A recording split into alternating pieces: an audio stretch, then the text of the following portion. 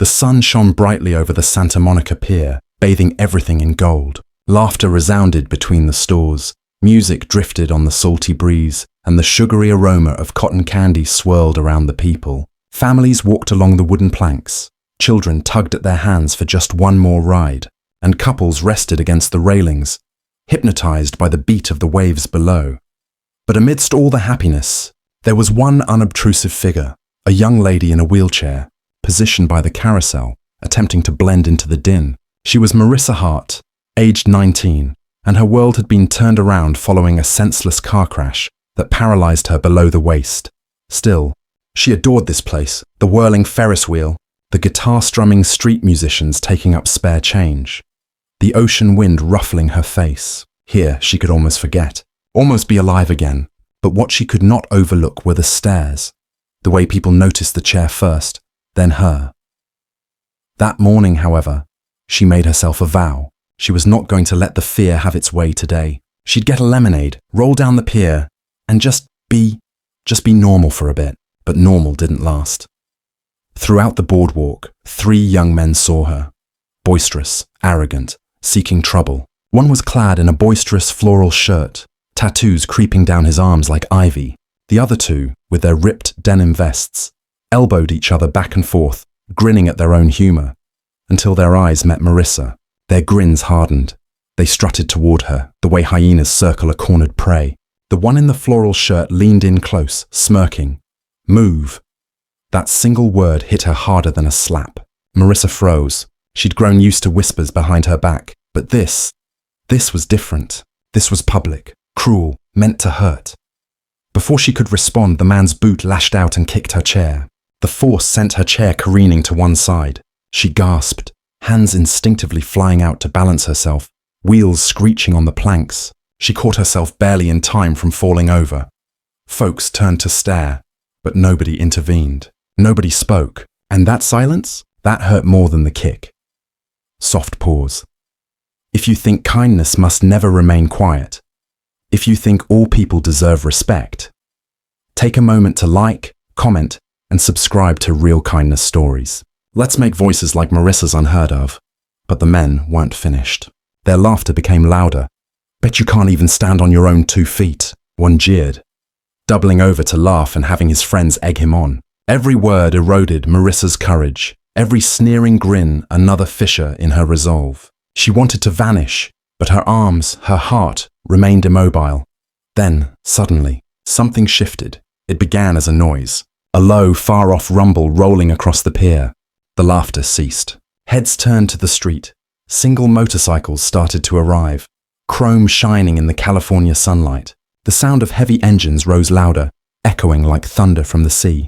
In waves, scores, perhaps more, leather, steel, tattoos that had 1,000 stories of hurt and defiance to tell.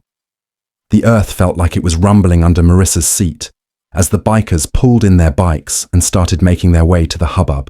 Men and women, young and old, with faces serene, but eyes blazing with rage. Their vests had insignias, but it wasn't the patches that were significant. It was what they symbolized. Solidarity, allegiance, and a fierce, unstated vow. No one hurts the innocent on their watch. The bullies, who'd been laughing just a moment before with voices that could echo across the pier, ceased all noise. Confidence was drained from their features as the heavy roar of engines dropped into silence. The man in the floral shirt lost his smile, eyes scurrying about like a trapped creature looking for an escape route. But there was not one to be found. The bikers had already closed in. The previously vibrant pier had become something otherworldly, a scene from a movie frozen in time. Heads turned as one. Greetings ceased. Even the waves in the ocean appeared to quiet. Marissa stood there, eyes agog, her breath stuck in her throat. A sea of black leather and chrome glided as one, boots pounding the weathered boards in a cadence that sounded like thunder. And then, from their midst, stepped the leader. A giant of a man with a beard of silver, his face chiseled in granite, his gaze seethed with silent anger, the sort that didn't require shouting. He halted inches from the bullies, crossed his arms and glared. No shouting, no threats, only a stare, hard enough to slice through steel. Behind him, the rest of the bikers fanned out in flawless formation, encircling Marissa like a human fort. The three bullies retreated, their strut lost, their faces green. They looked small for the first time, just scared boys in the presence of something much bigger. No one laid a hand on them.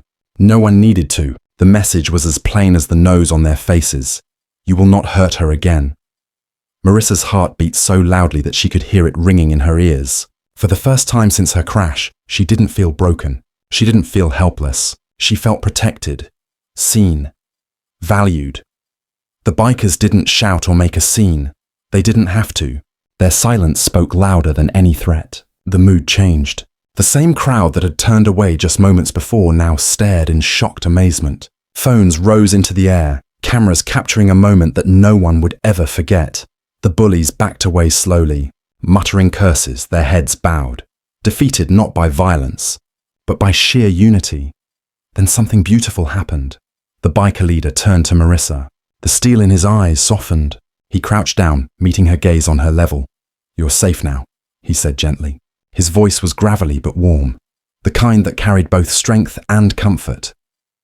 Marissa's lips quivered as tears finally escaped. She nodded, not speaking. Surrounding her, the bikers offered comforting smiles, some of them extending thumbs up, others placing their hands lightly on her wheelchair in wordless support. They didn't view her as breakable. They viewed her as deserving, a person to stand next to, not pity. Time came to a standstill. The Ferris wheel rotated sluggishly in the background, the sea wind caressing by like a benediction. In that sun-drenched California afternoon, an instance of brutality was evolved into a recollection of abiding mercy. Applause spread throughout the pier. Children clapped along, parents beamed, and even strangers rubbed away tears from their eyes. But for Marissa, the real warmth was in knowing that, finally, the world didn't remain quiet in the presence of cruelty. It fought back, with kindness.